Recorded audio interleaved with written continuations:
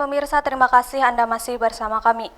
Mahasiswa-mahasiswi Fakultas Hukum Universitas Palangkaraya yang tergabung dalam Satuan Tugas Solidaritas Keluarga Besar Mahasiswa Palangkaraya atau Satgas KBM FH UPR turut andil dalam pengawalan dan memperjuangkan hak-hak korban khusus dugaan penggelapan dokumen UKT.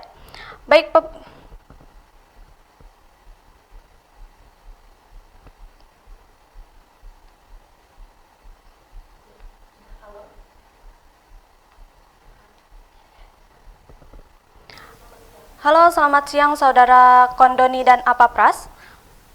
Apakah suara saya terdengar dengan jelas? Ya, sangat jelas. Baik, saya akan bertanya lebih dahulu kepada Presiden Mahasiswa Universitas Palangkaraya, yaitu Saudara Apapras, terkait dengan diduganya kasus penggelapan dana UKT oleh oknum honorer. Bagaimana kronologis kasus tersebut? Ya, kronologis kasus tersebut, kita di setiap semesternya diwajibkan untuk membayarkan uang kuliah tunggal sebelum melaksanakan perkuliahan. Nah, dalam hal ini, pada waktu tahun 2016 dulu, sistem kita belum seperti yang sekarang.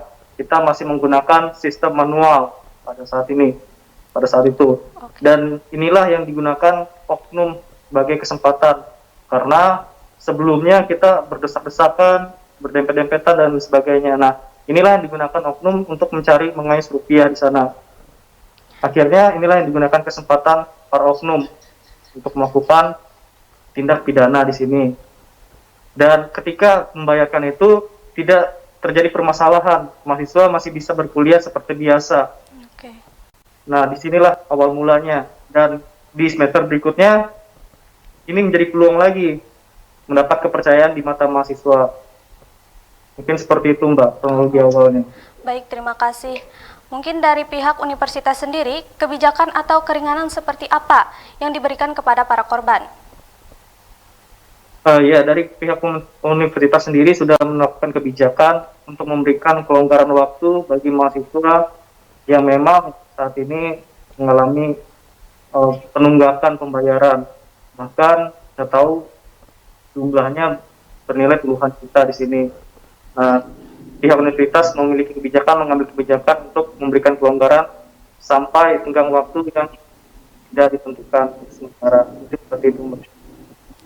Baik, para korban ini berasal dari fakultas mana saja? Untuk yang kita kawal ini berasal dari Fakultas Hukum sendiri, Mbak. Oke, baik. Baik, terima kasih Saudara Apapras. Kemudian saya akan beralih ke Satgas ke KBM PFH UPR kepada Saudara Kandoni. Saudara Kandoni, bagaimana sampai bisa terbentuk Satgas yang mendampingi dan mengawal kasus ini sejak awal? Bagaimana latar belakangnya? Jadi Mbak, yang melatar belakangi Satgas ini terbentuk, sebelum Satgas ini terbentuk sebenarnya ada salah satu korban itu mendatangi salah satu senior juga yang sekarang sudah menjadi alumni dari Fakultas Hukum.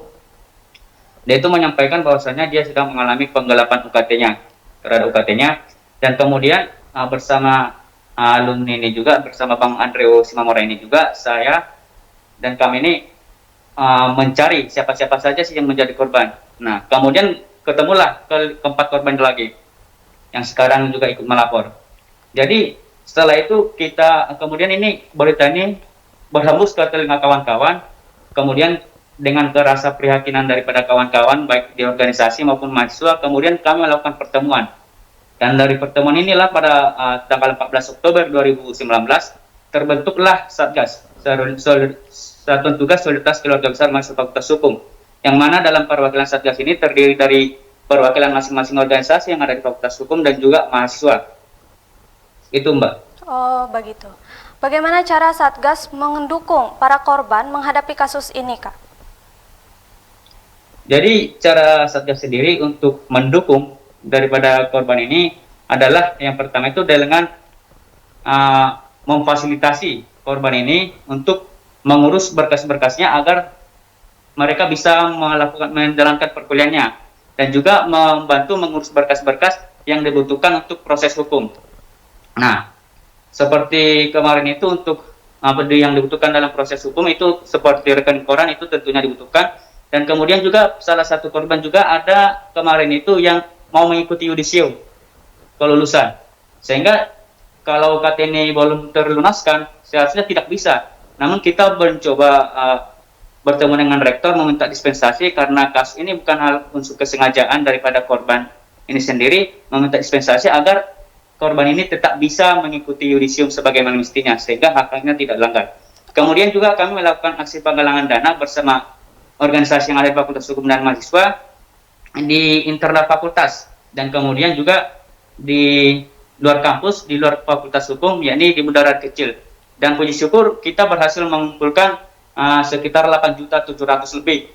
Walaupun ini memang tidak sebanding dengan kerugian korban, tapi inilah bentuk konkret kami untuk sebagai dorongan dan dukungan kepada para korban. Selain itu juga Satgas juga mengawal dan mendampingi, apalagi pada saat kemarin itu pada gugatan perdata yang diajukan oleh pelaku.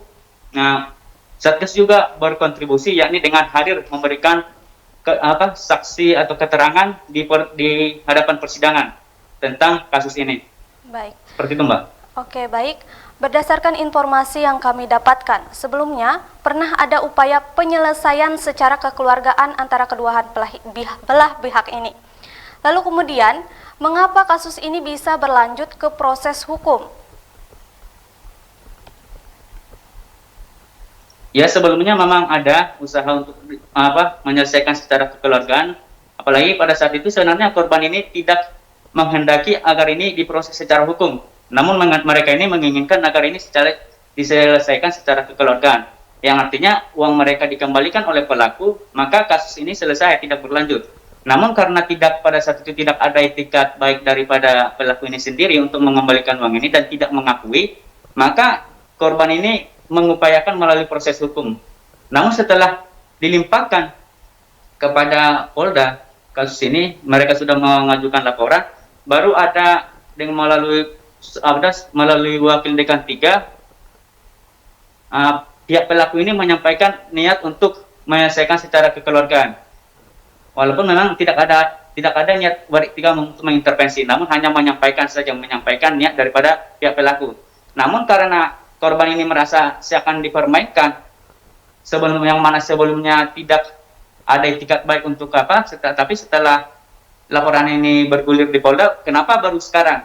Kenapa baru pada saat itu ada disampaikan untuknya diselesaikan secara kekeluargaan? Kenapa tidak sebelum ada laporan itu ke Polda?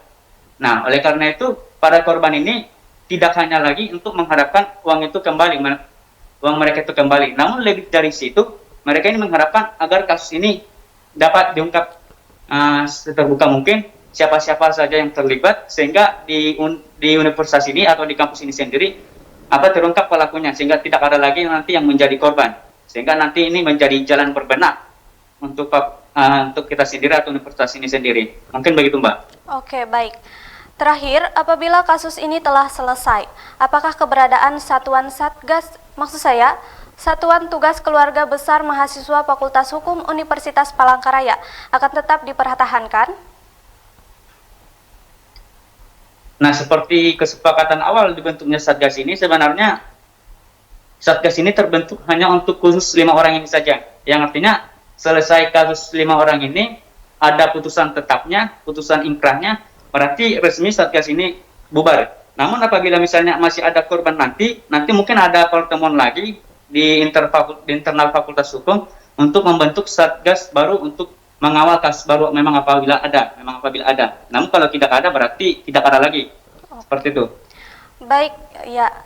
Baik, terima kasih Saudara Aprapras dan Kandoni atas informasinya. Terima kasih telah bergabung bersama kami di Jurnal TV. Selamat siang. Selamat siang. Ya pemirsa, kita jangan kemana-mana. Usai jeda pariwara berikut ini, kami akan kembali dengan segmen Jurnal Desa. Tetaplah bersama kami.